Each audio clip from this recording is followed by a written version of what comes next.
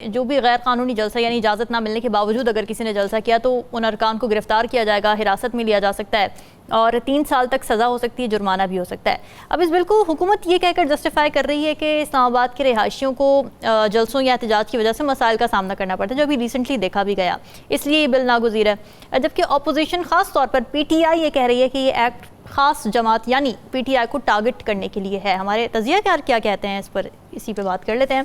राव खालिद साहब, ये पुरअमन इज्तिमा एक्ट है या एंटी इज्तिमा एक्ट है? एक तो मैंने सुन ज़्यादा रहा था इसके बारे में, आज मुझे तफसील से पढ़ने का इत्तफाक हुआ जी जी। और जब मैंने पूरा एक्ट पढ़ा, क्योंकि मैंने लॉ भी किया हुआ है, तो मुझे थोड़ा सा आइडिया है कि ये जो असेंबली होती है, जलसे होते हैं, इलीगल असेंबली होती है, कानूनी गैर कानूनी असेंबलियाँ, उनको इजाज़तनामे उनको करने का जो इजाज़तनामा कौन देता है, और अगर वो गैर कानूनी हो तो कैसे होता है, अगर इजाज़तनामा हो और उसके दौरान कोई गैर कानूनी हरकत शुरू हो जाए तो फिर क्या होता है, 144 क्या होता है ज़रा। तो ये सारी चीज़ें वही हैं जो ऑलरेडी हमारे यहाँ कवानीन में मौजूद हैं, कोई इसमें नई चीज़ नहीं है। तो इसमें वो 3 साल और 10 साल की बात करके ना, तो वो जो कहते हैं पंजाबी में तरा निकालने की कोशिश की गई है PTI का खास तौर पे, क्योंकि इसका टारगेट तो अभी फिलहाल PTI ही लगती है, क्योंकि उनके जलसे को रोकने की कोशिश की जा रही है।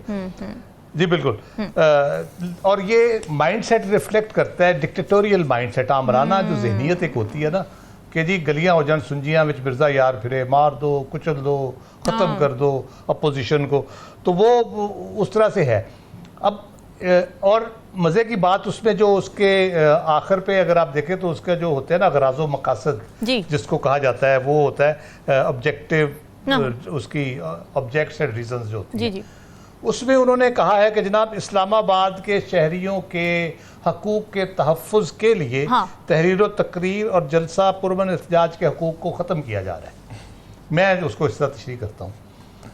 इस्लामाबाद के शहरियों के हकूक़, उनकी आज़ादाना नकलो हमल, उनका पुरअमन रहने का हक, अच्छी नींद सोने का हक जो है वो ख़त्म किया जा रहा है। वो उसको इस जलसों की वजह से वो डिस्टर्ब होते हैं, मुतासर होते हैं, तो इसलिए पाकिस्तान के पूरे अवाम का इस्लामाबाद में तहरीर व तकरीर करने का और पुरअमन एहतजाज या जलसा करने का हक ख़त्म किया जा रहा है, जो कि फंडामेंटल राइट्स हैं। तो ये किस किस्म का कानून है जिसमें ये सारा होता है? अगर मूवमेंट की बात करें तो पाकिस्तान में क्रिकेट टीम इस्लामाबाद में आती है तो लोगों से पूछने क्या हाल होता है, कोई जलसा जुलूस कुछ भी नहीं होता, ना एहतजाज होता है, सारे रोड पे लगे होते हैं कंटेनर्स रखे होते हैं, आप कहीं से घूम के जाते हैं, आगे सड़क बंद है, दूसरी तरफ से घूम के जाते हैं, वहाँ से भी बंद है, बहुत से इलाके अनएक्सेसिबल आपके हो जाते हैं। इसी तरह से इससे जल्जला आता है तो सैकड़ों लोग सड़क पर निकल के खड़े हो जाते हैं। अब 15 से ज़्यादा लोग होंगे तो वह इलीगल असेंबली होगी, तो वो क्या जल्जला आए तो इजाज़त लेके वो बाहर निकले कि कहीं इलीगल वो असेंबली ना हो जाए, उनकी 15 लोगों से ज़्यादा हो जाए। इसी तरह से सड़क पे कोई हादसा हो जाए तो 30-40 गाड़ियां वैसे ही रुक जाती हैं वहाँ पे। हमारा जो शौक है तमाशबीनी का, तो हम 100-150-200 बंदा वहाँ भी इकट्ठा हो जाता है। इसी तरह कहीं पे कोई जेब कुतरा पकड़ा जाए या कोई चोर डाकू पकड़ा जाए, उसको ना सिर्फ पकड़ लेते हैं, 100-150 बंदे मारते भी हैं, तशद्दुद इज्तिमा हो जाता है। तो उसका फिर क्या होगा? और सबसे बढ़ के आप जनाजा और ईद भी खुली जगह पे नहीं पढ़ सकते अगर इस कानून को उसके सही रूह के मुताबिक इम्प्लीमेंट किया जाए। तो मुझे समझ नहीं आती कि इस कानून का यानी ये लाने का क्या मकसद था। ये सारी चीज़ें पहले से मौजूद है। अच्छा, फिर आप ये यहाँ से 10 किलोमीटर उधर चले जाए, फैज़ाबाद शुरू होता है, फैज़ाबाद से आगे आप कैसे रोकेंगे? वहाँ सड़क ब्लॉक हो जाती है, फिर आप कैसे रोकेंगे?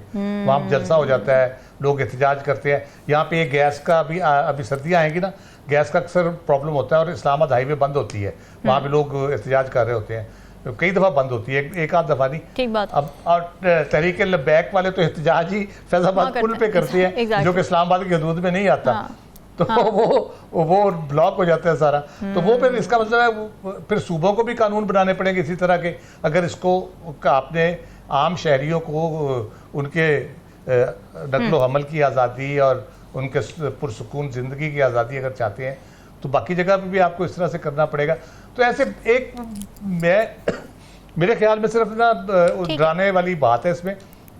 और फिर जो सज़ाओं की बात हो रही है बुनियादी तौर पे, सज़ाओं की जो बुनियादी तौर पे बात हो रही है वो है 3 साल तक और जुर्माना या दोनों। अब मजिस्ट्रेट साहब कहते हैं जी अच्छा 500 रुपये जुर्माना होगा जी लीगल असेंबली पे, तो वो उसको आप कैसे रोकेंगे? अगली दफ़ा वो करेगा 10 साल तक सजा या जुर्माना या दोनों। अगली दफ़ा वो 1000 रुपये जुर्माना कर देंगे, सजा नहीं देंगे, तो फिर क्या फ़ायदा है इसका? या अगर कोई सियासी मुखालिफ है, जैसे हमारे यहाँ होता है कि अगर आपने बदला लेना है तो फिर मैक्सिमम पनिशमेंट होगी 3 साल के लिए। कल को अपोजिशन में होना है इन्होंने, इरफान सिद्दीकी साहब मांडवी वाला भी है इसमें, बाकी तो पीपल्स पार्टी वाले सारे ये फिर 3-3 साल के लिए अंदर होंगे और या 10-10 साल के लिए होंगे। तो यही चलता रहता है राव खालिद साहब, ये सारे कानून बनते हैं अपने गले पड़ जाते हैं, पूरी सोचा नहीं जिंदगी जा रहा हुकूमत में थोड़ा रहना है। तो मुझे इसका कोई सर पैर समझ नहीं है, सिवाय इसके कि एक तरह निकालने की कोशिश है, प्रेशर डालने की कोशिश की जा रही है। ठीक है राव खालिद साहब, यहाँ पर एक सवाल मेरे जहन में आ रहा है, वो ये कि पॉलिटिकल राइवलरी या ये जो पॉलिटिकल टेम्परेचर्स की हम इस वक्त बात कर रहे हैं, इसका हाई होना, ये तो जमहूरियतों में होता है, ये तो जमहूरियतों का हुस्न होता है। तो जमहूरियत में सियासतदानों का एक पेज पर आ जाना, ये कॉन्सेप्ट कहाँ से आया है? और आपको लगता है कि क्या पॉलिटिकल टेम्परेचर कम करना ही सारे मसाइल का हल है? मैंने जो जुमला लिखा हुआ है, इस आपका जो सवाल है उसी के बारे में लिखा हुआ है। अच्छा, क्या बात? ये जो सियासी मुफाहमत है ना, ये ट्रक की बत्ती है, ठीक है, और इसकी आड़ में बाकी सारे अहम कौमी मामलात हैं, उनको पसे पुश डाल दिया गया है।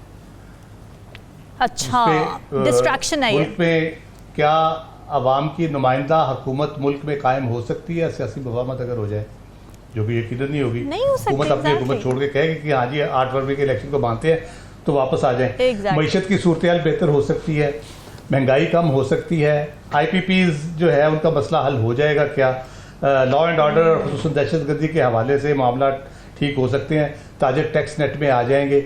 ये चंद एक पॉइंट हम मान लेते हैं कि जी मुफाहमत हो जाती है, सियासी दर्जा हरारत कम हो जाता है, लेकिन ये जितनी चीज़ें मैंने बताई हैं, ये तो अपोजिशन तो कुछ नहीं कर सकती इसके ऊपर। अपोजिशन तो मॉरल सपोर्ट दे सकती है आपको। आप जब तक इक़दाम नहीं करेंगे, आप वो स्टेप्स नहीं लेंगे जिनसे ये चीज़ें ठीक होनी है, अपनी सियासी जुर्रत का मुजाहरा, पॉलिटिकल विल नहीं दिखाएंगे, तो ये नहीं होगा। तो जितनी मर्जी आपके आप सारी जमातें हुकूमत में बिठा दें, और बैठी भी रही हैं। हमारे यहाँ ऐसे दौर आए हैं जब खासतौर पर डिक्टेटरशिप में सारे ही वो हुकूमत में होते थे। पीर पगाड़ा साहब ने एक दफ़ा गैर जमाती इलेक्शन जब जनरल ज़िया के दौर में हुए तो उन्होंने कहा कि किस जमात की हुकूमत बनेगी। उसने कहा जो भी जीतेगा वो मुस्लिम लीग ही होगा, तो मुस्लिम लीग की हुकूमत बनेगी। तो ये इस किस्म की हुकूमत भी हमारे यहाँ रही है। ये इंपॉर्टेंट पॉइंट है बहुत ज्यादा, क्योंकि एक पेज पर आने की जरूरत ही उस वक्त पड़ती है सियासतदानों को जब डिक्टेटरशिप हो, जब एक कॉमन एनिमी हो। तो इस वक्त ऐसी क्या सिचुएशन है जी? कॉमन एनिमी आप टेररिज्म के हवाले से ये बात कर सकते हैं, जैसे नेशनल एक्शन प्लान आपने बनाया, उसमें कोई रुकावट नहीं डाल रहा। आपकी कोई आपके हर बंदा मदद करने को तैयार है, हर बंदा आपके साथ मिलकर चलने को तैयार है, तो वो सारी चीजें हैं, उसमें कोई ऐसा मसला नहीं है। लेकिन अब पॉलिटिकल डायलॉग जो है वो करने की और उसको कामयाब करने की कुंजी तो हुकूमत के पास है। सही है, सही है। तो इख्तियार है या नहीं उसके पास, हुकूमत के पास कुंजी बहरहाल उसके पास है। तो उन्होंने क्या इनिशिएटिव उसके लिए ऊपर लिया? चले इमरान खान से उनके नहीं बनती, वो मुखालफत है, मुखासमत है, वॉटएवर, बल्कि उनके साथ तो PTI वालों के साथ तो ये गाली गोली वाली जो बात करते हैं, गोली वाली तो ऑब्वियसली दहशतगर्दी की बात है कि बलूचिस्तान में जो सूरत हाल है उसके वाले, गाली की तो यकीनन PTI के हवाले से वो बात करते जब भी करते हैं कि जिन्होंने गाली इंट्रोड्यूस की। तो क्या है भाई, आप बंदे को मारते भी हैं और कहते रो भी ना, तो वो रोने तो दें कम से कम, उनको वो अपना को भड़ास निकाल ले, अपना को कथारसिस कर ले। बाकी तो उनको कोई इतना बड़ा कोई उनकी सूरत उनके लिए बेहतर नहीं है। लेकिन हुकूमत किस तरह से करेगी इसको? क्या चौधरी शुजात साहब करेंगे, अचक ज़हीर साहब के साथ ये बात करेंगे, राना सनाउल्लाह साहब को आगे करेंगे, या बाकी लोग जो है मतलब चौधरी शुजात साहब चौधरी निसार से भी मिलेंगे, फजलुर रहमान साहब से भी मिलेंगे, मुशाहिद हुसैन साहब से भी मिलेंगे, जादुल हक साहब से भी मिलेंगे, मोहम्मद अली दुरानी साहब से भी मिलेंगे। बहुत से लोग हैं जिनसे उन्होंने मुलाकात करनी है।